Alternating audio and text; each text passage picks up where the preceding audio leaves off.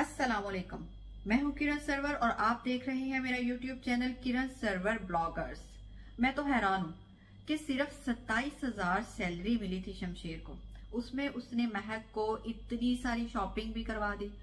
उसके बाद एक बहुत बड़े और महंगे रेस्टोरेंट में, जहां वो अमीर हुआ करता था, खाना खाने जाता था, उस रेस्टोरेंट में खाना भी खिला दिया। और सिर्फ इतना ही नहीं, अपने सास और ससुर के लिए इतनी सारी शॉपिंग भी कर ली, इतने सारे गिफ्ट्स भी ले लिए। मैं पूछती हूँ, ये 27,000 सैलरी थी या कोई लॉटरी लगी थी शमशेर की? बाबा साहब शमशेर की माँ की फोटो के साथ बात कर रहे होते हैं और कहते हैं कि शमशेर ने तो जिद ही लगा ली है। चलो, बच्चे तो जिद लगाते हैं, अल्लाह ताला ने माँ बाप को चीज ही ऐसी बनाया है। और बेशरम इंसान, उसने जिद लगाई है, आप ही समझ जाओ, आप ही झुक जाओ, क्यों उसके पीछे पड़े हुए हो? अब ये देखो कि एक चीज मैं आपको बताती हूँ, आप अच्छी तरह से जान चुके हैं कि आपका जो शमशेर है ना, उसकी जान है महक में, वो उसको कभी नहीं छोड़ सकता। उसने आपको आगे ये भी बताया कि कभी भी आप उस पे उसके बारे में, उसको कुछ गलत करने का, उसको मरवाने का या कुछ भी सोचेंगे, सामने पहले शमशेर को पाएंगे। तो आप क्यों नहीं समझ रहे? आपने क्यों जिद लगा रखी है? आप क्यों अपनी जिद नहीं छोड़ देते? कितनी बार आप देख चुके हैं, पहले वो मरने वाला हो गया था, वो महक के बगैर नहीं रह सकता। आपको ये बात क्यों नहीं समझ आती बाबा साहब? लेकिन बाबा साहब जो है वो अपने ही गिले करी जा रहे हैं कि मेरे प्यार को ठुकरा दिया एक लड़की की खातिर।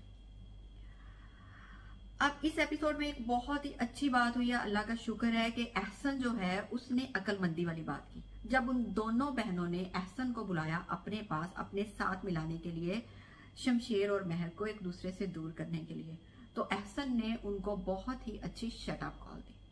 उनसे कहा कि जब महक तुम लोगों के पास थी तब तो तुम लोग उसका कुछ नहीं बिगाड़ पाए, कुछ नहीं कर सके, शमशेर को और महक को तब अलग नहीं कर पाए। अब तो वो बेचारे दूर चले गए हैं, तो अपनी जिंदगी में, अपनी दुनिया में वो खुश हैं, तो अब तुम लोगों को क्या मसला है? दफा दूर रहो उनसे।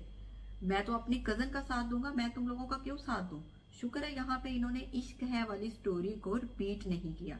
वेरी गुड एहसन, तुमने बहुत अच्छा फैसला किया और बहुत अच्छी सुना। अभी जी बाबा साहब को देख लो, इतने घटिया प्लान, इतनी घटिया प्लानिंग, कितनी बार जलील होना है बाबा साहब आपने। अच्छे पैसे दिए होते, कोई अच्छे शूटर्स लिए होते, तो वो लाहौर से इस्लामाबाद तक बंदे को मार आते और किसी को कानो कान खबर नहीं होती। लेकिन आप तो पैसे नहीं निकाल रहे, इतने थके, इतने घटिया आपने शूटर्स लिए, दूर फिटे मुंह बाबा साहब आपके प्लान का, आपके शूटर्स का। महक के मुसलसल आप पीछे पड़े हुए हैं। लगता है अब तो आपका मशगला ही बन गया है कि नहीं, मैंने महक को मरवा के ही रहना है। लेकिन पैसे भी तो निकालो ना। पहली बार आपने महक को मारने के लिए भेजा, महक बच के निकल गई। दूसरी बार आपने बेचारे शेरू को फिर से भेज दिया, इसलिए कि आपने पहले उसको पैसे दिए हुए थे, उन्हीं पैसों में शेरू साहब मार के आओ। अब शेरू ने जाके शमशेर को सारी कहानी बता दी कि मुझे बाबा साहब ने भेजा। और कितना जलील होना है बाबा साहब आपने? प्लानिंग तो अच्छी कर ले कम से कम। अब जी तीसरी बार जो शूटर हायर किए, उनको कहा कि मेरे बेटे को पता नहीं चलना चाहिए और मेरे बेटे को कुछ नहीं होना चाहिए। लेकिन शूटर्स हैं, उनको तो टाइम ही तब मिला जब शमशेर जो था वो महक के साथ मिलके ऑफिस जा रहा था। तब तो उनको टाइम ही नहीं मिला जब महक अकेली थी। अब जो है शमशेर जो है वो मोटरसाइकिल की तरफ जा रहा होता है, इतना लंबा सीन, ठीक है। उसके बाद देखा कि वो मोटरसाइकिल के पास चला गया। गोली की रफ्तार आपको पता है कि इतनी तेज होती है, अल्लाह माफ करे, 1 सेकंड में बंदे को उड़ा देती है। लेकिन शमशेर मोटरसाइकिल पर बैठ के महक को देख रहा होता है, बड़ी ही दूर का सीन होता है। अब वहां से शमशेर की नजर पड़ती है करली बालों वाले बंदे पर, जिसके हाथ में पिस्टल होता है। करली बालों वाला वो बंदा, पिस्टल वाला कहाँ, शमशेर कहाँ, महक कहाँ और शूटर कहाँ? 1 मिनट लगना था गोली चलने में, शूटर ने गोली नहीं चलाई। जब शमशेर भागता हुआ महक के आगे आ गया, ओए अंधे शूटर, तेरी आंखों में क्या मोतिया उतर आया था? तुझे नजर नहीं आ रहा? हालांकि तेरे साथ जो बंदा, उसने तुझे कहा भी कि शमशेर साहब को कुछ नहीं होना चाहिए, कुछ भी हो जाए। ओए अंधे, जब वो मोटरसाइकिल के पास गया तब तू पिस्टल पकड़कर क्या कर रहा था?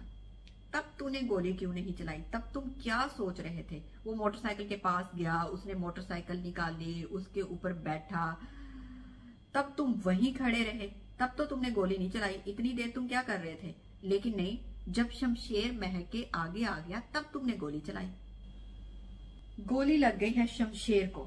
शमशेर को अब हॉस्पिटल ले जाया गया है। अब दारा बाबा साहब को फोन करता है कि बाबा साहब आप बाज नहीं आए, आप नहीं रुके, अब गोली जो है वो हमारे शमशेर को लग गई है। यहाँ पर क्या एक्टिंग है नुमान इजाज की, बाबा साहब की, वाह भाई वाह, खूब एक्टिंग की यहाँ पर नुमान इजाज जी। महक जो है वो माँ बनने वाली है, तो शायद बाबा साहब का दिल जो है वो नरम पड़ जाए, शमशेर बच जाएगा, उसे कुछ नहीं होगा जैसे महक को कुछ नहीं हुआ था।